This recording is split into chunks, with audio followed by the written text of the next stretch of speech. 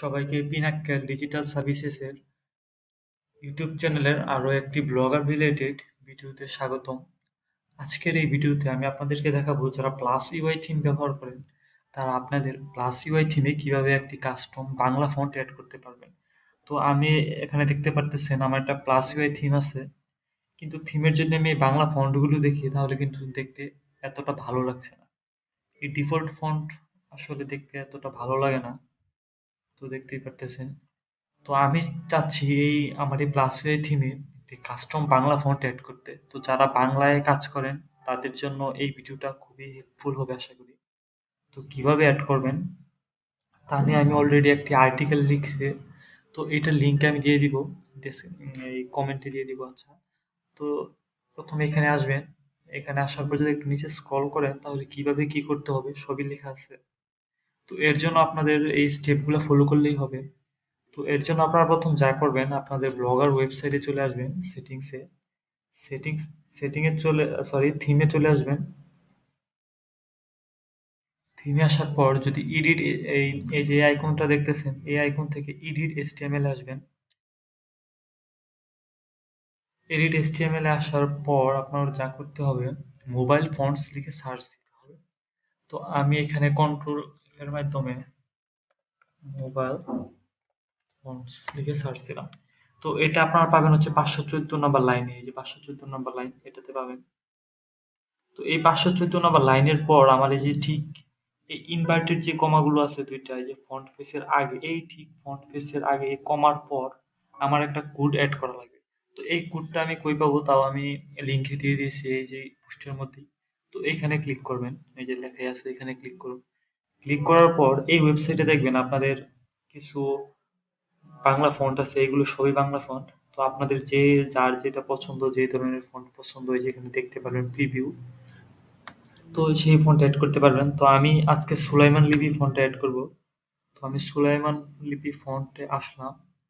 আসার পরে যে ইম্পোর্ট ইন সিএসএস, এই 2 নাম্বার যে বক্স, এই বক্সটার মধ্যে যে দেখতে পাচ্ছেন ইম্পোর্ট ইন সিএসএস, এটার মধ্যে আসবেন। এটার মধ্যে আসার পর এই যে স্টাইল ট্যাগের দুইটা স্টাইল ট্যাগের মাঝখানে যেই লাইনটা আছে ইম্পোর্ট থেকে এই পর্যন্ত এই লাইনটা কপি করবেন। কন্ট্রোল সি দিয়ে আমি কপি করে নিলাম। কপি করার পর আপনার থিমের এই যে মোবাইল ফন্টস, এই যে মোবাইল ফন্টসের পরে যে এই কমা, ইনভার্টেড কমা, এর পরেই এটা পেস্ট করে দিবেন। পেস্ট করে দেওয়ার পর এখানে সেভে ক্লিক করবেন।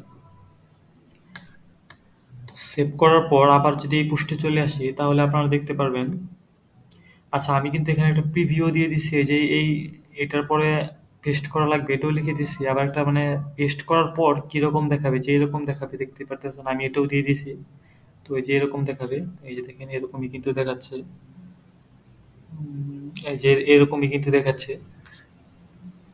আচ্ছা, তো এরপর আমাদের কি করতে হবে, ডেস্কটপ ফন্ট লিখে আবারও সার্চ করা লাগবে। তো আমি আমার থিমে চলে আসলাম। থিমে আসার পর আমি যদি ডেস্কটপ ফন্ট লিখে সার্চ করি, তো এই যে আমি ডেস্কটপ ফন্ট পেয়ে গেছি 316 নাম্বার লাইনে।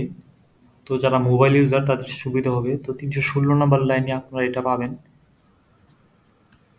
আচ্ছা, তো ডেস্কটপ ফন্টে আসার পর আমার কি করা লাগবে, ওই যে আগে যে কোডটা অ্যাড করছিলাম এইটা আবার পেস্ট করা লাগবে ডেস্কটপ ফন্টের পরেই। তো এই যে এখানে কিন্তু আমি দেখাও দিছি কিরকম দেখা যাবে আর কি।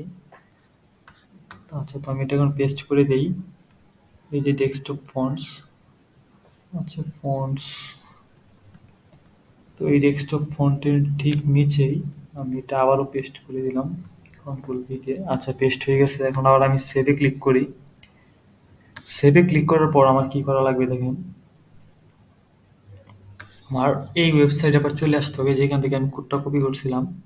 তো এটার মধ্যে আসার পর এই যে 3 নাম্বার যে বক্সটা আছে স্পেসিফাই ইন সিএসএস এর মধ্যে, এটা থেকে আমাদের ফন্টের নামটা কপি করে নিতে হবে। তো এই যে এটা হচ্ছে সুলাইমান লিপি ফন্ট, এই ফন্টের নামটা আমরা কপি করে নিলাম।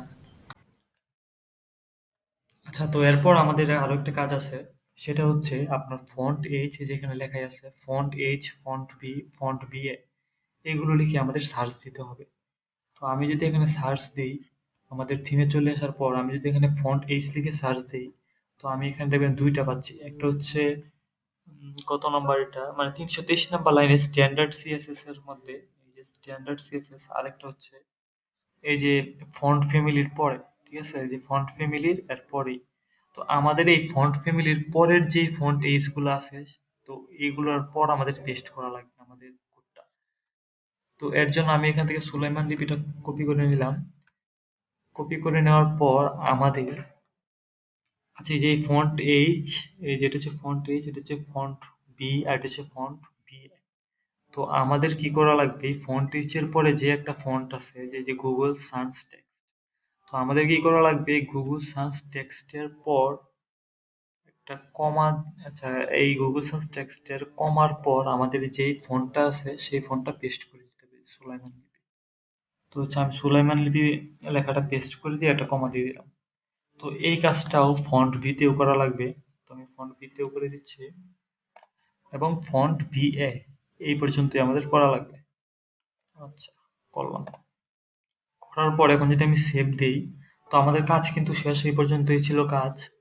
তো এখন যদি আমি আমার আবার ওয়েবসাইটে চলে আসি, তো আপনি একটু দেখেন আমার যে আগের কাস্টম ফন্ট এড করার আগে আমার প্লাস ইউআই সাইটটা ছিল এরকম। এখন আমি যদি একটু রিফ্রেশ দিই, যে আমার থিমটা সেভ করার পর এখন যদি আমি রিফ্রেশ দিই, তাহলে দেখবেন থিমটা কিন্তু চেঞ্জ হয়ে যাবে, ফন্ট। এই যে দেখেন, এখন কিন্তু দেখতে আরো সুন্দর লাগতেছে। আগের কিরকম একটা জানি হিজিবিজি হিজিবিজি আসছিল, কিন্তু এখন আপনার দেখতেও আরো ভালো লাগবে, মানুষের পড়তেও আরো ভালো লাগবে।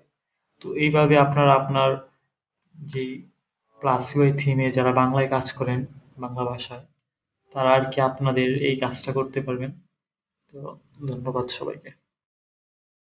আর আগের ভিডিওতে কিন্তু আমি কিভাবে ফেভিকনটা অ্যাড করতে হয় তা দেখিয়েছিলাম। তো এই যে দেখেন, ফেভিকন অ্যাড করার পর এই যে আমার কিন্তু অ্যাড হয়ে গেছে। তো আগের ভিডিওতে আর এটা আমি প্রিভিউ দেখাই নাই, তো আজকে দেখি এই ভিডিওতেও দেখা দিলাম। এই যে এই ফোনটা কিন্তু আমি আগের ভিডিওতে করছিলাম, সেটাও দেখে আসতে পারেন।